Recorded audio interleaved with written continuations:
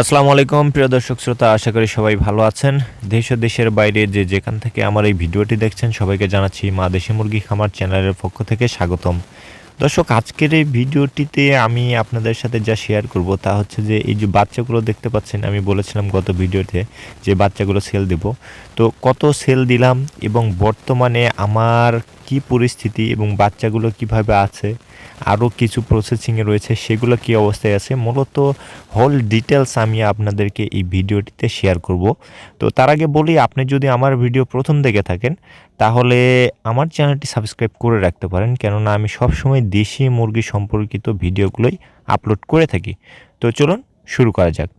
তো দর্শক দেখুন, আমার এই যে বাচ্চাগুলো রয়েছে, বাচ্চাগুলোর প্রায় 9টি বাচ্চা রয়েছিল, তার মাঝখান থেকে একটি মারা গেছে, বাকি 2টি বেশি খারাপ অবস্থা ছিল।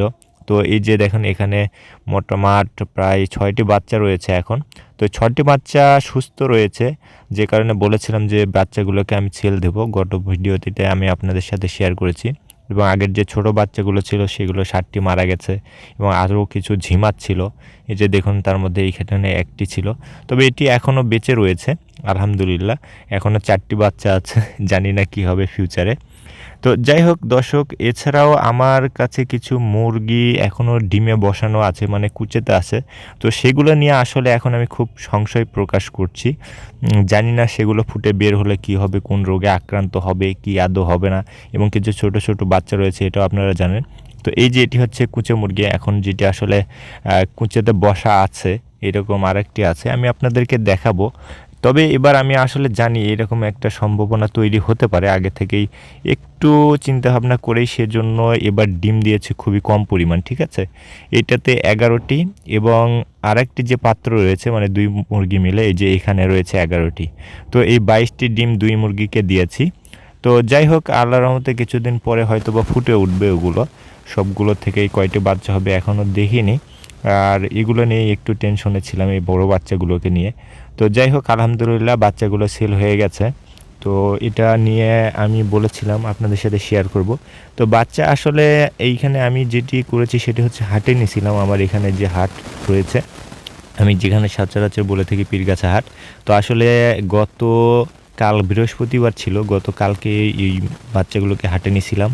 তো ওই হাটটা আবার এখান থেকে প্রায় 6 কিলোমিটার দূরে। তো সেখানে নিয়ে মোটামুটি সেল দিয়েছি। তো যাই হোক, সেলের পরিমাণ আমি বলছি, সেটি হচ্ছে যে আমার পার পিস মুরগির দাম এসেছে হচ্ছে 75 টাকা পিস। মানে 6টা মুরগি নিয়েছি, 150 টাকা জোড়া পড়েছে, মানে বিক্রি করেছি আমি, ঠিক আছে। তো বাজার আসলে কখন উঠবে কখন পড়বে এটা বলা মুশকিল, যেহেতু বাজারে গিয়ে দেখি আমদানি অনেক হয়ে গেছে অলরেডি। এই বাজারটার চেয়ে ওই বাজার অনেক বড়।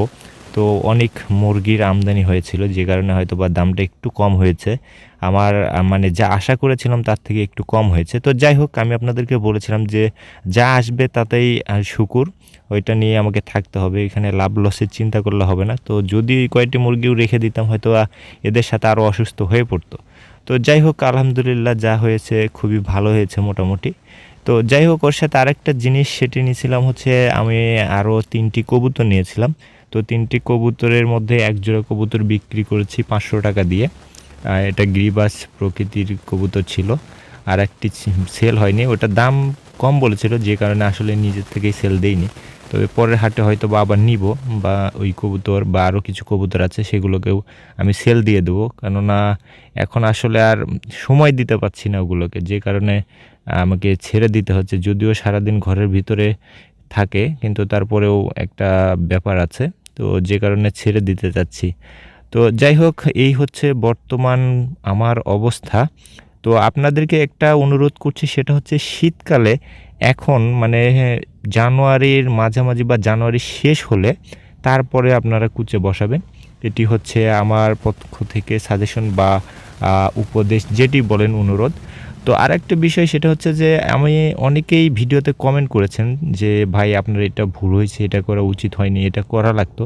তো সবাইকে আমি ধন্যবাদ জানাচ্ছি যারা আমাকে এই ধরনের উপদেশ দিয়েছেন।